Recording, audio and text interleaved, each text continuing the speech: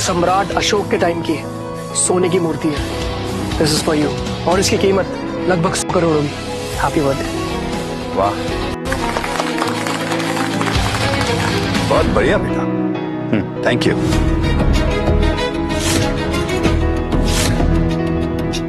अंजलि, तुम्हारे बॉयफ्रेंड की तो जेब फटी हुई है, इससे तो मुझे कोई उम्मीद नहीं है। लेकिन तुम क्या लाई हो दादाजी के लिए? लगता है ये इस लड़के के अलावा और कुछ नहीं लाई है।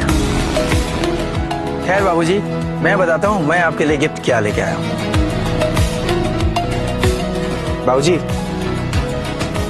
ये अंगूठी देख रहे हैं आप, ये मुगल काल की है। कहते हैं इसे अकबर ने महाराणा प्रताप के खजाने से लूटा था। और ये जो नग देख रहे हैं बीच में आप, ये 300 करोड़ की है और मैंने इसे 500 करोड़ में खरीदा है। बहुत बढ़िया। अंजलि, क्या सचमुच तुम मेरे लिए कुछ नहीं लाई? नहीं दादाजी, वो किसने कहा अंजलि कोई तोहफा नहीं लाई है?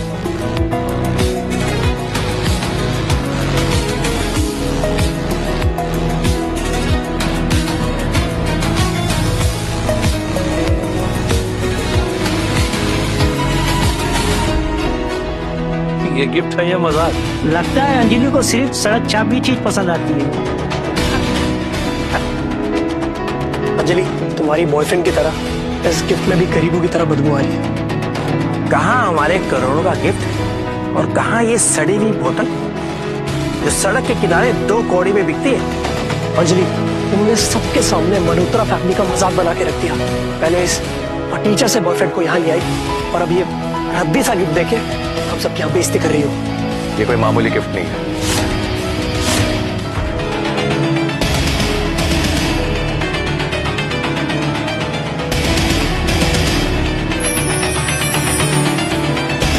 क्या बकवास की थी तुमने? ये मूर्ति सम्राट अशोका के टाइम की है। ये मूर्ति पिछले साल बनी है सस्ते मटेरियल से, जिसकी वैल्यू 10,000 के आसपास है।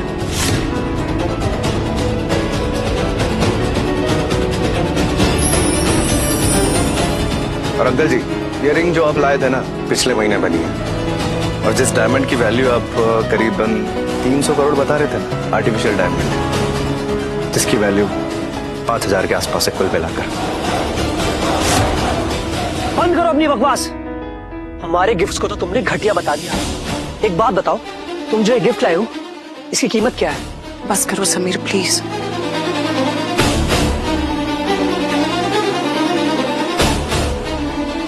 और ये बॉटल जो मैं लाया था ना, 500 साल पुरानी है, साउथ इंडिया के राजा की।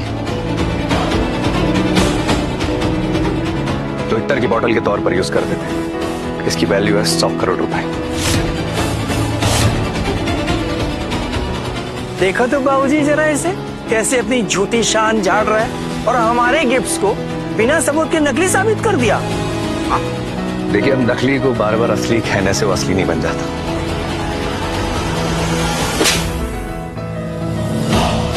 अपनी सड़ी हुई जुबान अपने कटर जैसे मुंह के अंदर रख, वरना पेट की सारी अधेड़े है ना, निकाल के तेरे सर पे टांग लूंगा। मना किया था इन्हें हाथ लगाने से। हिंदी आती नहीं है, इस मोटी चमड़ी जैसे दिमाग में कुछ घुसता नहीं है।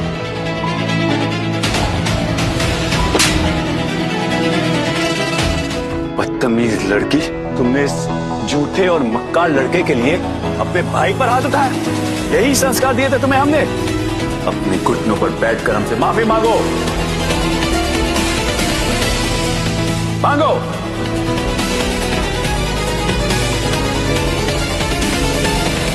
जब आपने कोई गलती नहीं की तो आप माफी नहीं मांगेंगी। दादाजी, तुम्हें किसने हक दिया हमारे पारिवारिक मामले में बोलने का? किसने? सर, अगर ये बात मुझसे जुड़ी हुई नहीं होती ना, तो मैं कभी बीच में नहीं गिरता। अंजलि की कोई गलती नहीं है। इसकी सबसे बड़ी गलती तुम। इसके माँ बाप नहीं है, ये सोचकर मैंने इसे पलकों पर रखा, यहां तक कि अपने बिजनेस की ओनरशिप भी इसको दे दी। लेकिन मुझे नहीं पता था कि एक दिन ये अपनी मनमानी करने लगेगी। बाबूजी, मैंने तो पहले ही कहा था आपसे, लड़कियों की शादी की जाती है, बिजनेस नहीं सौंपा जाता।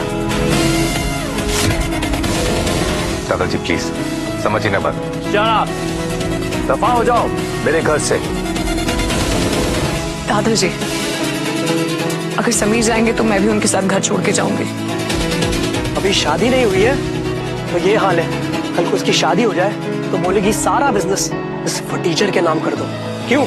अंजलि, अगर तुम्हें यहाँ से जाना है तो जाओ, लेकिन एक बात ध्यान से सुन लो, अगर तुम यहाँ से गई तो तुम्हारी सीईओ की पोजीशन भी हम छीन लेंगे।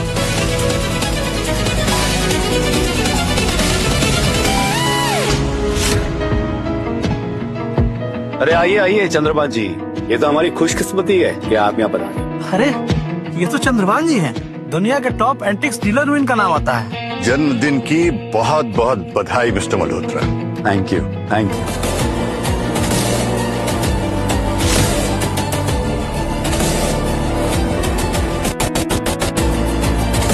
ये सस्ता गिफ्ट किसने दे दिया आपको?